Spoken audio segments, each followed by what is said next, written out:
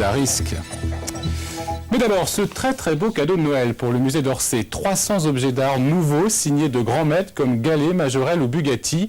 La fille du collectionneur Antonin Rispal, mort en 2003, a fait don au musée de cette collection exceptionnelle. Elle représente plus de 10 ans du budget d'acquisition du département objets d'art. Alexandra Elkaïm et Audrey Natalizi ont rencontré la généreuse donatrice. Cet inestimable cadeau, c'est elle, Josette Rispal, qui en a fait don au musée d'Orsay. Une partie de la collection de son père, plus de 300 objets art nouveau signés des plus grands de l'époque.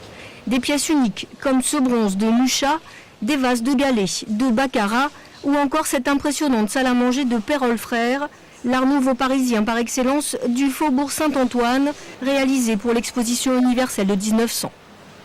Et ne lui parlait surtout pas d'argent. Cette donation, c'est un véritable hommage à son père, Antonin Rispal, décédé il y a 3 ans.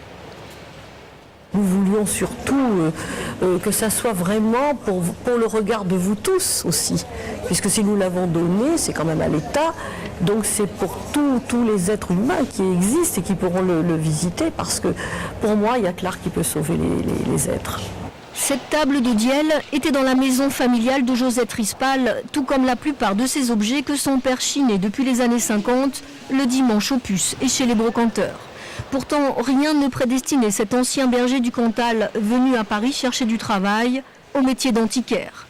Collectionneur de pots à tabac, il s'est rapidement intéressé au style 1900, méprisé à l'époque. Mon père, à l'époque, défendait bec et ongles dehors, même quand il y a eu l'art qui s'est un peu écroulé, l'art nouveau, tout le monde disait, mais non, maintenant c'est les années 30, etc., pendant les années 50. Et mon père continuait à dire, mais ça c'est une époque qu'on ne peut pas quasiment copier. On n'aurait jamais pu envisager d'acquérir autant d'objets en même temps. D'abord, premièrement, parce qu'ils ne sont pas sur le marché, et deuxièmement, parce qu'ils représentent un volume quantitatif, si vous voulez, et puis sur le plan financier, beaucoup trop important. Ces objets choisis en toute liberté par le musée d'Orsay dans la collection d'Antonin Rispal sont exposés jusqu'au 28 janvier avant de rejoindre les différentes salles du musée consacrées à l'art nouveau. L'actualité